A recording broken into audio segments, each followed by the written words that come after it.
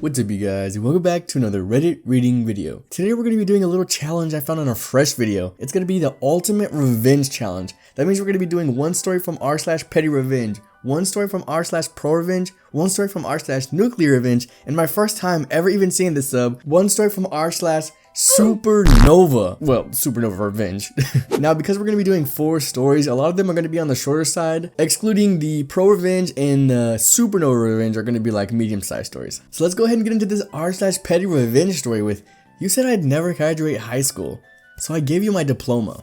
I don't know if this counts as revenge, but it felt like it to me. I have ADD symptoms that were really bad in high school. So much so that in 10th grade, I had a 1.57 GPA and the mathematical comprehension of an 8th grader. I also have a really bad family life. My dad would take me aside to give me painfully long lectures about how I was useless, wouldn't graduate high school on time, if at all, and that college isn't my future. He said it was important for him to emphasize that I was a waste of a school desk, where there was nothing anyone could do for me. Then he would force me to drop out of high school when I was 16.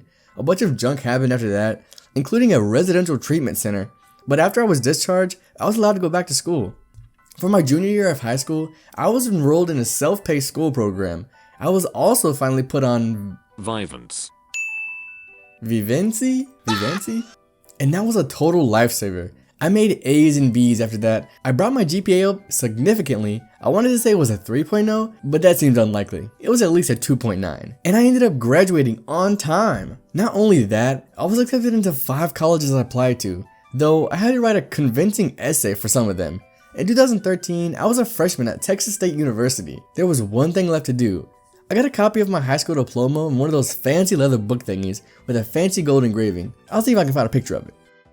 When I got it, I walked it over to my dad, handed it out to him, looked him in the eyes, and said, I want you to have this. You were the one person who always believed in me. The look on his face was freaking priceless. TLDR, I have serious ADD, and my dad said I would never graduate high school. I handed him my high school diploma and make him look like an idiot. Top comment is, success really is the best revenge. Wow, good on him for that. That took like a lot of self-motivation and encouragement. That's like good on him and no one else. Good job, buddy. Not a lot of people can say that they've been like down and out, even like their most critical people might have even been their parents, and then was still able to succeed like he did. Okay, now on to the r/pro-revenge story, going from petty to pro. Landlord made me live in squalor, now she's bankrupt. So here's a story of my previous living situation, which was at best horrendous. I moved into what I thought at the time was a lovely 3 to 4 bedroom house with a nice offset garage and garden, perfect for my family consisting of myself, my partner, and my 3 kids. Well, a few weeks into the move, and the problem started to arise. We moved in just before Christmas, and the weather was awful, torrential rain in fact, which is when I discovered the horrendous leak in my roof. I mean water teeming through the roof, into the walls and down my windows, resulting in all my pots and pans having to sit in my windows to collect said rainwater. We then ended up realizing we had a leak through my roof in my daughter's room after she was awoken by rain dripping on her while she was slept. She was only 2 at the time. We discovered over the course of time when we lived there that electronics had never been checked and often shorted out. The gas pipes under the regulated minimum gauge, and when the heating was on, we couldn't power the gas cooker, vice versa. The decking out of the back was rotten, and when stood on, it just snapped. There was a 4-foot drop underneath this. A gas safety check showed that the combi boiler was broken and condemned, but they still refused to replace it. The heating system could never be switched off, even though it was summer. All of these were reported and promised to be fixed. Over the time, the patio door hinge, which was completely snapped off at the time, we couldn't close it properly or lock it, and we were told it would be fixed. Waited months, and even though I was still paying full rent, it never got fixed. I eventually got fed up and reported it to the local environmental health team. They came to inspect the property and raised concerns over the kitchen floor, which was wrapped in a major trip hazard. We also discovered from the visit that the 4th bedroom, which was in a loft, was illegal due to how it had been done. No insulation, no heating, Dodge electrics. So the local environment health team handed us an order over to the landlord to repair all these in a 3-month period. It didn't get done. The council took the landlord to court for breach, and she ended up having to pay fines and was given another 6 weeks to rectify. A few of the jobs got sorted when I found a new house to move into. 2 years later, I just found out through a close friend the council proceeded to complete the jobs themselves, and the landlord now has been declared bankrupt due to this. Her house is being put up for auction. She will receive nowhere near what she needs to pay off her debts. and she has given up her other house due to bankruptcy laws, meaning she can't own equity, not even a decent car.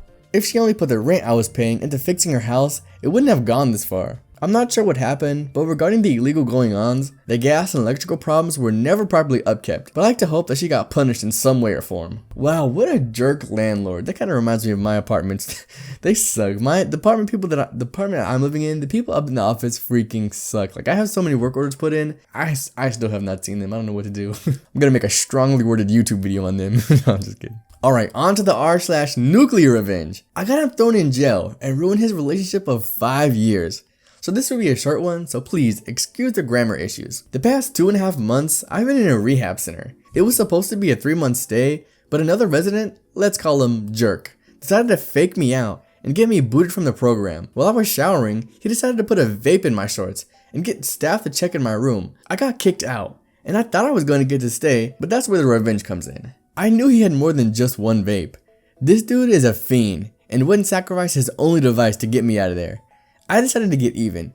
Before I left, I pulled a stunt. I went to the staff and told him about contacting his girlfriend, whom he had no contact order with. After doing so, I went to the director and told him where Jerk's stash was. I ain't no snitch, but if you screw with me, I'm screwing with you too. The director searched his stash and found a ridiculous amount of contraband. Though I was still kicked out of the program, I got the satisfaction of seeing him cry as he was let out of the building in cuffs with 2 more charges on his head, knowing he won't see the outside world for 2 years or more. Oh my god, she got him thrown in jail for 2 years. I don't see why that guy was trying to set her up though. Like, what was the point of being a jerk? Now you just got yourself locked up for 2 years. Good job, buddy. You're a genius. Now for the almighty r/SuperNovaRevenge. This better explode my computer when I read this. Like, my computer better explode in front of my face when I read this. Like, the tag is death. Hello, like, what? Girl gets revenge on a rapist, his cop's friends, and family. This story may or may not have happened the way I would tell it. I wasn't involved in it, but I got the story from several people who were involved. I had to guess some gaps in the timeline, so it may seem a bit unreal. I couldn't believe it myself at first, but a few good friends told me they were involved, so I guess readers should decide for themselves. I went to a college in the late 1990s, and this story was some urban legend on campus. I thought so myself until I met a few frat girls older than me who swore it really happened. Okay, after this long intro, here's the story. In the early 1990s, this little college wasn't the best.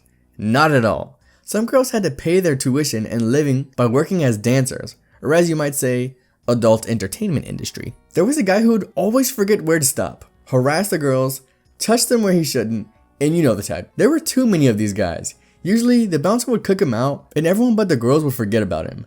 But the girls remembered and hated working when he came in. It could have been all the story, until one day, the guy was too drunk and too stupid. He got himself kicked out again, and thought he would get whatever he wanted anyways. He waited in the parking lot for some girls to finish their shift to get the girl where he wanted, and jump her.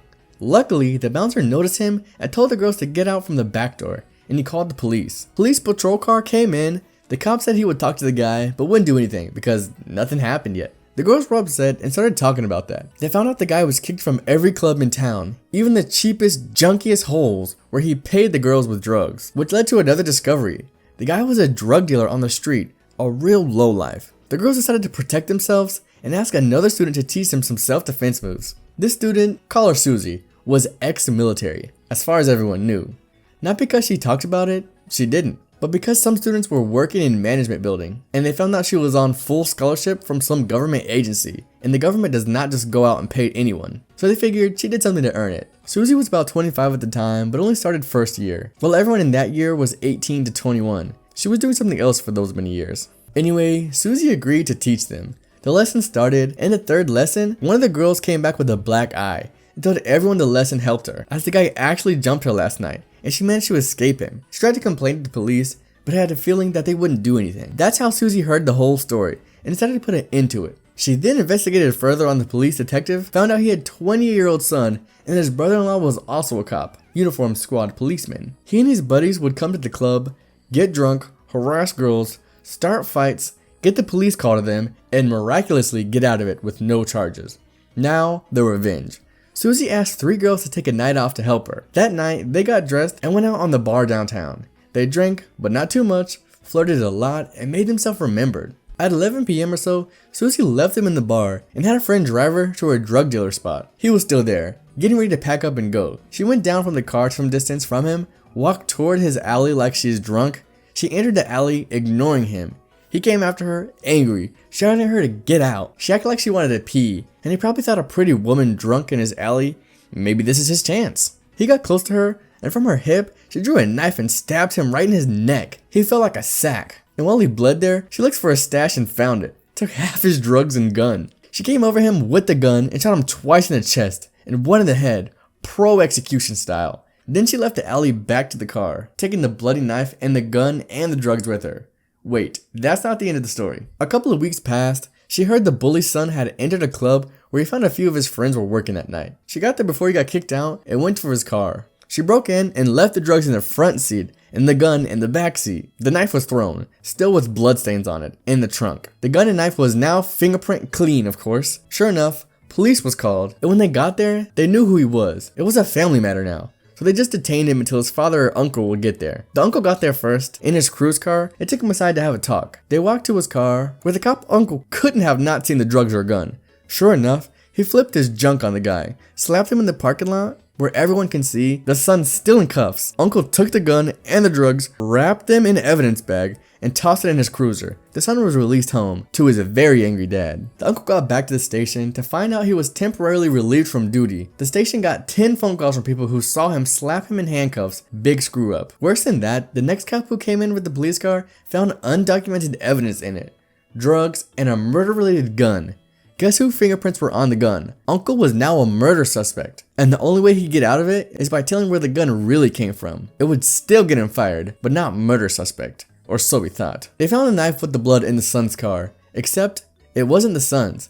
It was registered for the father, the detective. The one that the late drug dealer was his snitch. The one that heard he was murdered and just shrugged and said, nah, another dead piece of junk, no one cares. So now, he was a murder suspect too. Finally, we get to the end. These two corrupted cops went away for a long time. The son didn't have the police protection anymore. For a while, he behaved nice, or didn't get into any troubles, but eventually got back to his old ways.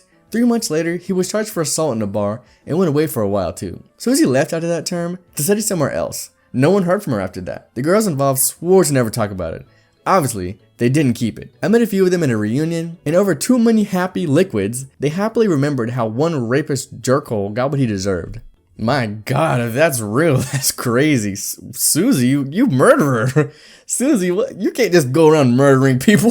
Sounds like they were dealing with a really corrupt police force. I wonder if they never would have been corrupt, they never would have all went to jail after that and one ended up dead. That was dumb. You know, I'm not sure if I like that story. I'm not sure if I like r/SuperNovaRevenge. You guys let me know down in the comments. Do you guys like r/SuperNovaRevenge? Was that explosive enough for you? You know, I'm not really sure how I feel right now. Anyways, I want to thank you guys so much for watching this video. If you like it, don't forget to like it. And if you're not, subscribe. We do videos all the time. If you want to suggest them, suggest it. We take suggestions all the time. If you want more pro revenge or revenge stories, you can just click up at the top right here. You can watch more revenge stories. Thank you guys so much for watching, and goodbye, my lovely.